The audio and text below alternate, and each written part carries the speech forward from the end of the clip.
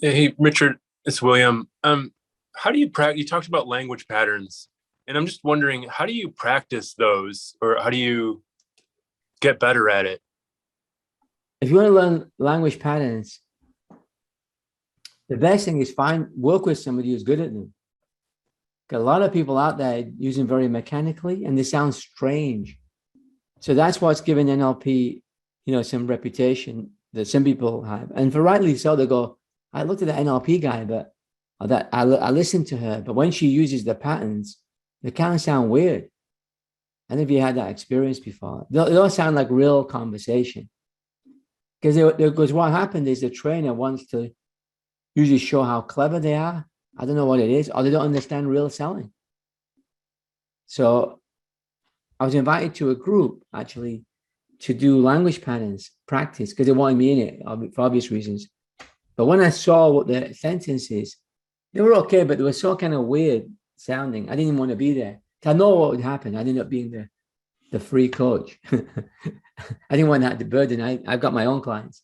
So what happened is you got to find someone that you think, well, this person knows it, they use it naturally. I don't even know they are using language patterns because the key is once it's found out, it's no longer useful, right? If you know someone's doing it, you go, oh, unless it's a friend having a joke. Even then, you go, okay, you're doing something. So the key is covert.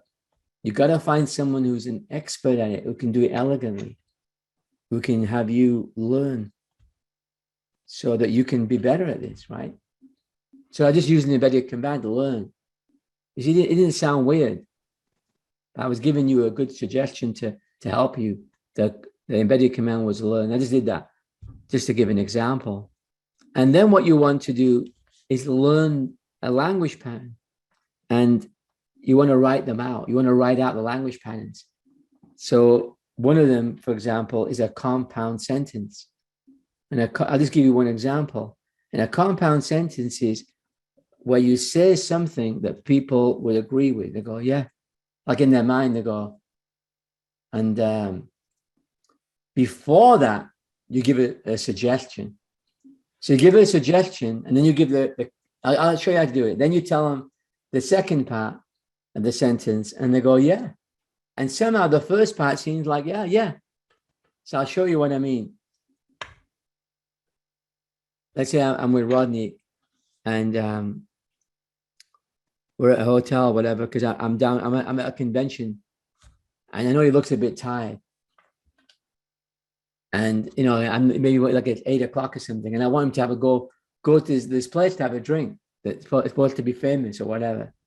And I might say, Rodney, let's go to that bar where all the judges and the lawyers and the celebrities go. Let's go there. We are in town for an extra day. Or let's say we're in Vegas or something. I want to go for dinner. And I say, Rodney, let's go for a steak. You are the Texan here. You see what I mean? So the next part goes, yeah, I guess I am. So the second part, and how about on the phone? You know what? Let's get together. I am a real estate agent.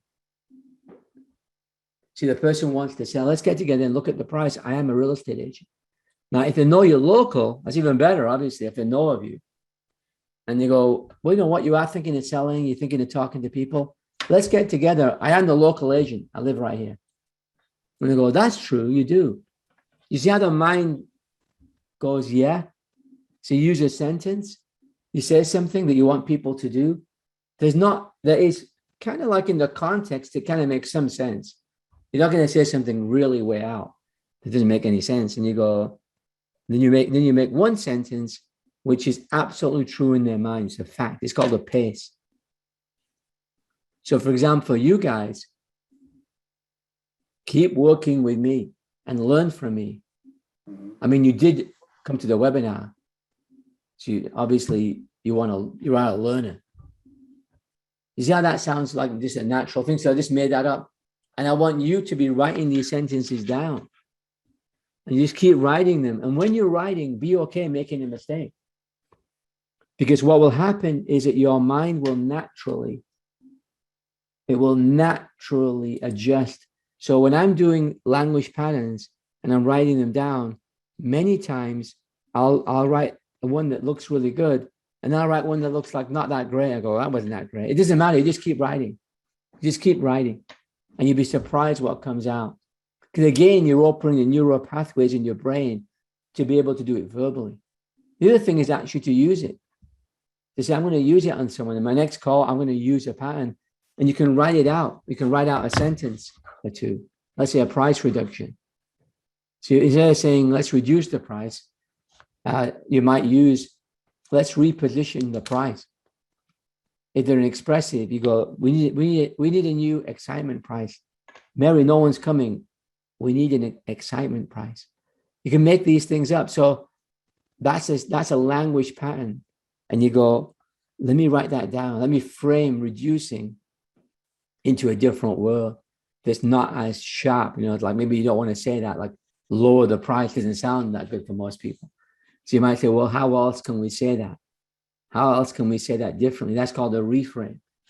So that's where you become, and it goes back to Rodney's first question about the advantage of knowing persuasion versus just, memorizing a script. Because a script is written for one particular situation, one scenario, for one particular client. As we know, people are different and people's circumstances are different.